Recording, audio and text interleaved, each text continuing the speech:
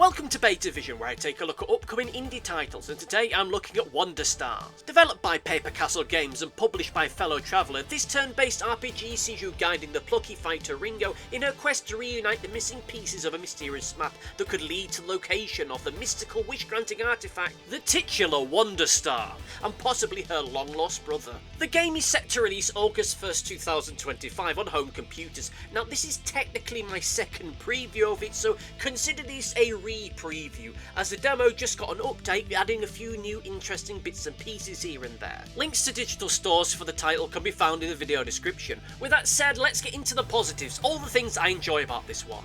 Look, I'm just going to come out and say that I really bloody love the gameplay in this demo. The big twist with this game is that unlike your standard turn-based RPG where you're just smashing down the attack button and periodically throwing out an item or a spell, here you're effectively having to construct your attacks using a collection of unlockable words. These can make for some really satisfying moments when you grab a great new combo, something powerful, or just create a sequence of events that leaves you practically untouched for an entire fight. As time goes by, you'll unlock newer and more powerful words, and if you choose to be honourable and spare weakened foes, these can grant you special buffs to make your adventure even easier. Of course, you need to balance this all out well. This means you can't just go full tilt into being all powerful all the time, which turns some of the fights into puzzles, and you're trying to find the right balance to not only defeat your foe, but defeat them in such a way that it doesn't outright knock them out. As such, you really have to choose your words carefully for best effect, just like in real life. The overworld is broken up into a series of spaces, almost like a digital board game, with most spaces having some kind of element on them. Some might give you a new treasure, a fun little encounter, or a little bit of world building, or a new fight to try out. So yeah, this is a turn-based RPG with no random encounters, and where the fights feel active and complex rather than just a series of grind fests, which cures two of my biggest issues with this genre of game right here and now. Something else that I really do love about Wanderstars is its art style, which seeks to recreate the look and feel of late 1980s to mid 1990s anime, and I think it really does a fantastic job there. Though will grant you that I'm not the best judge on these kind of things because I'm not the biggest anime head around, but it does feel like a conscious effort has been made here to create something that is more of a recreation and tribute to that particular era of animation, more so than just make something that looks vaguely of that era and just throw a few filters onto it. You know, they're not just sticking a bunch of digital noise filters onto it, a little bit of shadowing to make it look like it was made on paper or on cell. No, it does feel like there's a genuine effort here to create something that does feel of its particular era, even if deep down they're still using more modern media techniques. I mean, yeah, it's not a totally faithful recreation and is more inspired by than anything else, but even with that said, the art style and animation here is just bloody fantastic, and they do deserve all the praise in the world I could possibly give them in that regard. But regardless, the game looks great, with every character you meet being designed with such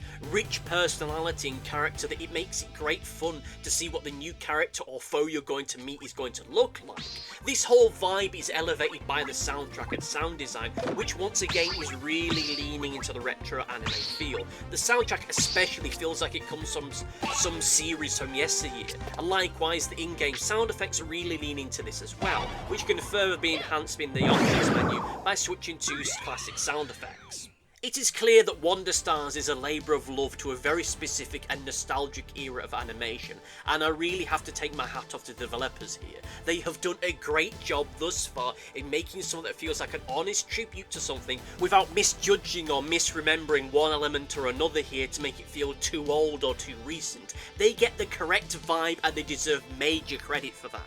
However, with all of that said, let us get into the negatives, the things I'm not too keen on with this particular title. First off, I feel that the game is too front-loaded with dialogue and conversation. While some of this can be skipped and avoided if you want to, the truth is that even with that in mind, it feels like I'm spending more time reading quirky dialogue, more so than I am playing the game itself. I know that this is a game about words, but it came to a point where it felt like I was reading a motion comic more so than I was actually sitting down to play a video game. On the story front, Well, I'm going to be blunt that, well, this is an issue that I had even in my earlier preview about a year ago, but I've just got to say, even now, it feels as though the story is going to be very predictable, with certain character relationships being so astoundingly signposted that unless there's some kind of great subversion waiting in the wings, I dread the dancing around they're going to be doing regards that. And beyond that, there still are story beats that I feel I can predict coming down the pipeline pretty easily.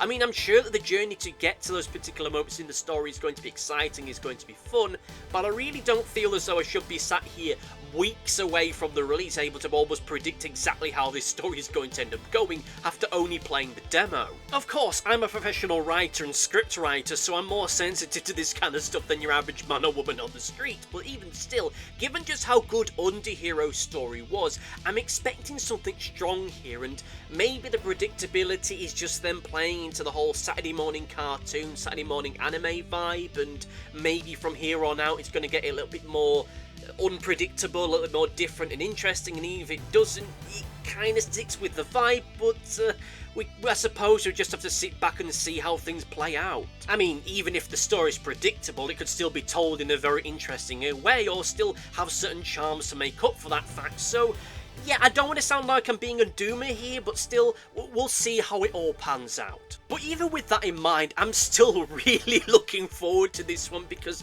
the gameplay here is bloody good, and that really is the major selling point here. I don't want to over egg the custard here, but the whole words gimmick is a ton of fun and makes every fight an engaging puzzle in its own right, and it is a fantastic little twist to put on this subgenre, which I'll be honest, I'm not a big fan of at the best of times.